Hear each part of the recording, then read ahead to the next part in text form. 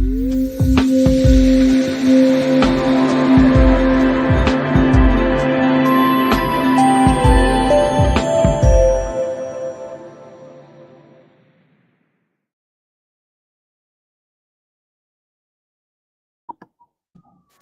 everybody, and welcome to the Business Mind Show. We had some technical difficulties, but we're pushing through. Uh, Me and Adrian Ford on here tonight, my partner. We're gonna have a great show for you tonight. We're actually going to be talking about a subject that I have not so much knowledge about as far as compared to Adrian. And before we get started, I kind of want Adrian to tell where he is. Where are you? What are all these suits doing behind you? What's going on? So I'm in our section of Head of Household, our program that gives back to fatherless homes. And so the section that I'm in is actually where a lot of these fathers, before they get returned to their home, they need to come pick out a suit for free and get it right before they present themselves back to their family. Man, that's great. And tell them a little bit about what you did today, man. Adrian heads our program, man. It's a world changing, earth shaking program, social program that most of our proceeds from our the Infinity Firm, Spot Online Business Minds, goes to support and help our social business. And today he had one of our members of the Head of Household in. Walk them a little bit about, the Head of Household program. When somebody comes in, what can they expect and what goes on? Yeah, I can't talk too much because of privacy reasons. But one of the things that we do is we work on employment. We work on help getting housing and other resources that they need to be sustainable on their own before returning home. That's just a little bit about what went on today. Today it's just helping another man just be sustainable. Oh man, that's what it's all about. We have a couple of master classes coming out where each one of us is going to teach on our specific field. And I do start your own business, and one of the modules in there is your why. And I didn't realize how important a why was. I mean, I knew how important it was, but I don't think my why is as passionate as yours. Meaning, like, what I'm saying? My why is like, I want to have a successful business. I want to change the world, but I didn't know what capacity to change it. But when I met you, you're all heart. You have one of the biggest hearts I've ever seen a bald black man covered in tattoos have.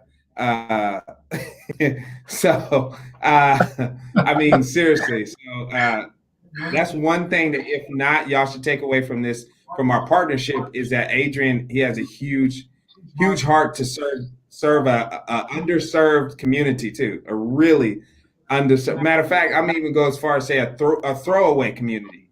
That most of the time when men are in part of this community, they're literally thrown away by society.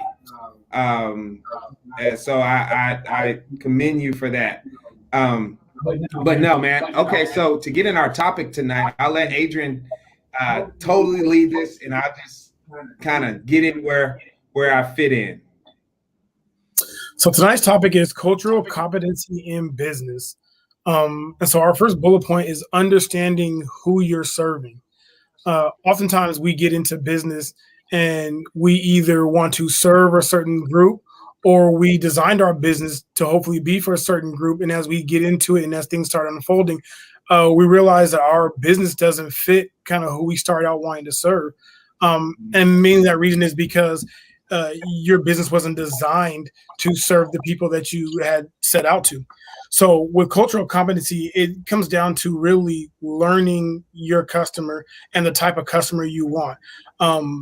So for example, if you're doing, I'm trying to think of an example that can pertain to everyone, but if you're in the hair care industry and you're wanting to get into selling weaves or getting into any kind of hair product, it's good for you to do research on who it is you're serving, and understand what works for that person's hair. So cultural competency in business is really key, so that you make sure that the people you're serving, they're getting everything out of you, that they're making sure that all their needs are being met. So the first bullet point is understanding who you are serving. And one way to do that is to really hone in on your market research and really understand what the people that you're trying to serve, understand what they need. What's the problem, and now you can offer a solution to it? Well, and that's exactly, in most cases, you can't do a one size fits all or a cookie cutter type delivery. So you have to really understand each individual and each group that needs your services, and then tailor your business accordingly. Oh man, and this is really particular when we're dealing with a niche or a nonprofit. Yeah, absolutely. Especially a nonprofit. Nonprofit is almost key, because if you develop a program for a community that does not face the same type of struggles that another community faces, you may have a high turnover. You may have a lot of people disengaged. And then you may just have a lot of angry people that feel like that you're not aware of what their struggles are. So it's very important to be competent on who you're setting out to serve. Now, when I hear that, I'm thinking of someone who necessarily lives in an upper class suburb, and then they have a lot of money and they want to help someone in an inner city situation, but they've never been in those people's shoes, and so they're kind of like throwing money at a problem that they haven't even really set out to understand yet, and there can be a disconnect there. Is that kind of what you're? Well, that's exactly it. Imagine being a mechanic, and for some reason you decide to open up an auto body shop in a lower impoverished area that serves high-end cars. Now, why would you do that? Because nobody in the area where you set your business up, no one owns those kind of cars. And so now your business isn't being as profitable because our people are coming to you with their Chevys and their Toyotas and their Acuras and all this other ones, and you're like, oh no, but I can do a Mercedes. I'd love to serve a Rolls Royce. Well, nobody around here drives that. So it's you being competent on who you're around, who you're serving, and what it is you're truly setting out to do. Well, okay, so then I was kind of on point as far as that, and a lot deal of that. Well, then I can interject my expertise, and I would say, like you said, the market research and doing your ideal client, knowing exactly your demographics and your psychographics of who your ideal client is, just like we did with one of our clients a couple of weeks ago, and we really dig deep into who the client was, so that anything that we market, anything that we say, most of the things that we're pertaining to when we're marketing or talking about our business really connects with that ideal client. Right. And I mean, and it's one of those things that you and I have had to really be aware of, because we specialize in serving startups, in serving small businesses, people that not only want to launch a business, but they also want to learn and grow their business. Yes. So we can't help anybody do that if then when they say, okay, great, I love everything you guys are about, I'm just now getting started, my first time in entrepreneurship, what are your prices? Oh, we start at $15,000. Well, those aren't startup prices. That's not going to work. Like, and they're like, I'm just starting. I'm still, working my 9 to 5. I'm still paying for daycare and trying to figure out how I'm gonna pay my car note. Like, that's not that business isn't really designed for me. You say it is, but then when we got down to paying, and when we got down to actually how it's going to be executed, that wasn't designed for somebody like me. So it's making sure that you're being competent all the way through. Okay, that makes sense. What's bullet point number 2? Bullet point number 2 is understanding your what and why they need what you are serving. So sometimes the what and why of what they need what you're serving is because, 1, maybe they can't afford to go somewhere else, or 2, maybe they don't identify with anybody else that's offering those services. Maybe their connection to you and wanting to do business with you is a personal reason. So being able to use that and understand that culturally, that I feel comfortable doing business with certain people or certain types of people, will also help your business. It'll also help you hire effectively too. We've seen that, in later times where, minority hiring and even the hiring of women has been extremely low. But then they're wondering why. Well, how come our customers aren't more women? How come they're not more minorities? Because when somebody walks in your business, they don't see anyone like them. So it really helps across the board. Yeah, they don't identify. Now I'm going to play devil's advocate. Why does that matter if I walk in a space and I don't see anybody who identifies with me? If that place or that business can solve my problem. Well, I'll go back to let's use the hair care thing.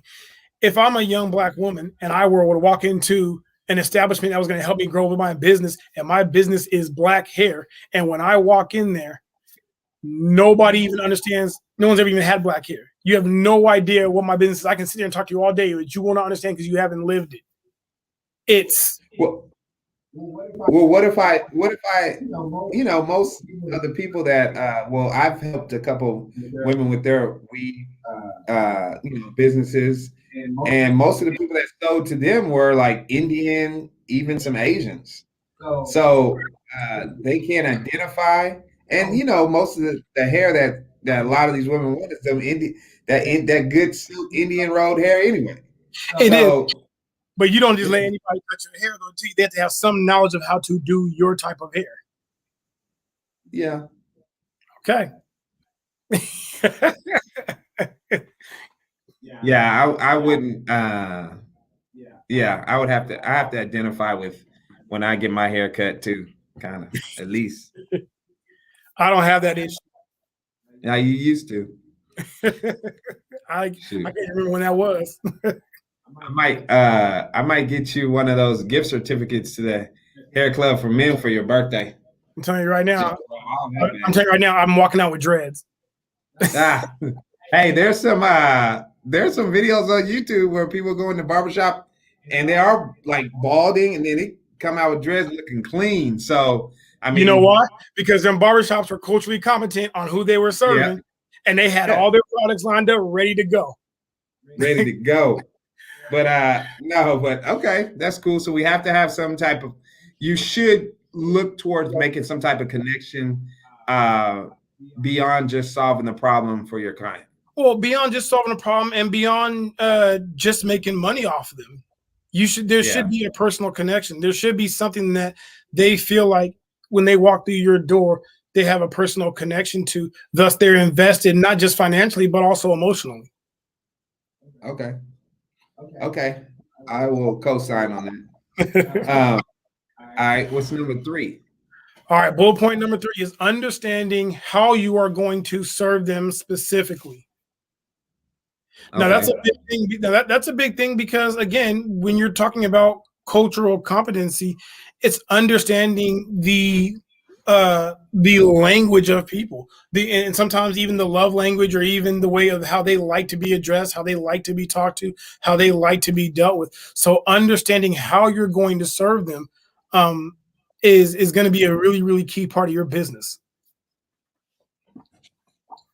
Okay, look, we have some comments. I know where is that at? Oh, okay.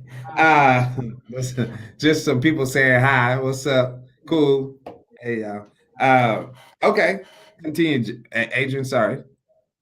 So I was just saying that as you begin to grasp, as you begin to figure out who you're serving and figure out why you're serving them, you'll begin to understand how you're going to serve them. Because people are always going to tell you how they want to be treated, how they want to be served, how to really reach them. So it's very important that you pay attention when your consumers are speaking to you and when they're giving you information on how to better serve them and better serve their community. Yeah, and I've learned over the years, a lot of people don't pay attention to those cues because it'll take them out of their comfort zone. Meaning, like, I started this business to do X, Y, and Z, and then I'm not making money because my client's like this, but I don't want to change that. That's not what I want to do. I started, this is how I do it. This is how I'm going to do it. And then this is how I'm also going to go out of business because I don't want to change. So exactly. And that right there is entrepreneurship as a whole. I mean, as fun and lively as entrepreneurship is, it's also gritty. It really is adapt or die. Mm-hmm. So either you learn to adapt and you change with the times and you learn the people, and that's the thing is, right, it's that inverted pyramid, right? Is that the people are not here for you, you're here for them. Mm-hmm. So in order to be there for them, you have to understand what they need and you have to understand how to get it to them. So Okay. I'm on point. I'll co-sign that too. I'm trying to slip you up a little bit, but not gonna it's not gonna happen, huh? Okay. not gonna happen. No, well, just because you everything you're saying is probably what I would have said. I'm probably what I say too. So I Yeah. can understand that. But no, man, cultural competency is a huge thing, especially in the climate that we're in. And I want to also kind of say that no matter what, industry you're in, I think that as far as changing the world and having your business make an impact, you got to kind of care about the community you're in. You have to care about, I think a little bit beyond just the people you serve, right? And that's where the community really comes in at, is because it's and I guess it does depend on what your goal is. If your goal is to change the world, then it would behoove you to know about everything and everybody so that you're able to serve everyone as a whole. We're in these crazy times where people want to be empowered in certain ways. So when businesses are getting started in these days, they're designing their business. Well, I'm designing it just for us. I'm designing for these certain people. Okay, but you also have an opportunity to grow your competency and grow other people's competency by opening up your business to them. Yeah. So sometimes it's not always about just serving somebody. It's also an opportunity to teach and to learn. Mm-hmm. Yeah, I think if we all did that, we'd all realize that we're not worlds apart like we think we are. No, we're not. But I think with that being said, we just put up our canvases in the foyer, and the last, what is it? Where are you? Where do you want to be? And what are you willing to change? I think that last one, because everybody can answer those first two ones. Well, I guess you have to be truthful with yourself to answer the first one, and the second one to come a little easier to everybody. Where do you want to be? But what are you willing to change? That's the hard part, because I think, like I said, I think that people inherently do want the world to be a better place, but they just want somebody else to handle the hard. They like, Yeah. I want things to change, but you're good at that. Versus we all do our little part. What's interesting? I was watching those telethons. I think it was for Katrina, right? And they were only trying to or it was for some disaster. And Queen Latifah was on there, a couple other people on there, and they were trying to raise I think $500,000, right? And I'm sitting there with my cousin, right? And he's like, aren't these all millionaires? Can't they just pay the $500,000? And I was like, what they're trying to do is get people to invest even just a little bit, so that it'll cultivate them. Like, if they just pay that, then we won't do, the people that live in the community, we won't have no input in it. So it's not going to change. Now we just got more money thrown out there. But they need. And even with that example, that's what cultural competency is. Cultural competency is also, assuming that a certain group needs saving when saving is not what they need. Mm-hmm. And that's going back to understanding what the need is for serving. And that's what, once you begin, I've worked for so many different social service agencies, and I've worked in so many different programs where they built these programs to serve individuals that they had never talked to. Yeah. And they had never went and visited. And they couldn't understand why the program wasn't doing well. And they couldn't understand why they weren't making these huge, long strides. And it's because you developed a program and you didn't do any research about who you were developing it for. So it really became one of those things that your lack of cultural competency is what ended up tanking the good you tried to do. Mm-hmm. But would you even say, I wouldn't, that it's a level of good if you're not taking the time to really see what the real problem is. Because wouldn't that be more of like you're trying to boost your self-image or look a certain way versus actually Yeah, tackle the problem? and that's a separate conversation, right? Because it's it's that uh it's almost like you can't you shouldn't do, like, for instance, you have like drug dealers. You can't, you can't do good things with, if you're doing it with drug money, or if you're doing it with money that was ill gotten. But if the good was still done, that's a separate conversation. So Okay. I heard a pastor say one time that he didn't care where the money was, where the offering or the tithing came from, because all that mattered was what he was going to do with it. Once he got it, the good that was going to happen with it. It wasn't his. What was it? It's not on him to judge where it came from or to turn it down or turn it away. That person, how the money came to be is on that person. That person will have to deal with it. But once it transactioned into over here, he said it didn't matter to him. Okay. So and that can be strictly a perception thing. That is probably to each his own, because there are some people who, that will say it does matter where it comes from. I do care where it comes from. And if it came from a bad place, it's bad all the way through. But that's one of the things that we've seen, throughout history, right? Is that, you may not like the person, or, that made the money or how they made the money, but you can't deny some of the good they've done. There are people, and here I'm gonna go here. There are people that cannot stand LeBron James. They can't stand LeBron. Got everything negative to say about LeBron, but you can't dispute the I Promise School. You can't dispute what he's done for the city of Akron. So it's but at the same time, that type of thinking comes from very much a lack of cultural competency. People are set on seeing LeBron the millionaire, LeBron the superstar, and have taken their eye and forgot that he's still LeBron, the kid from Akron, from low income housing. So until you have cultural competency, then you don't really realize what all this other stuff means, unless you are culturally competent on where I come from. So, okay, let me salute you on that. But okay, cool. So and to go back to the drug dealer thing, I didn't mean to take it there, but you're right. They have a certain cultural competency because they grew up in that neighborhood, so they gotta, versus somebody else. So I'm not saying that the money should be used to. I'm not saying that the money shouldn't be used to boost up the neighborhood, but they do have that level of cultural competency. Okay. Man, this has been good. I've learned, and that's our cultural competency with our business. Our cultural competency in our business is that we serve fatherless homes. So then people ask, okay, well then you also do the Infinity Firm. Well, how do you think we serve? We have to. Sometimes people don't make the connection that we have to earn money in order to do the level of service that we want to provide. Because we can ask, and we can go the nonprofit route, and we can go through grants, and we can go do all that.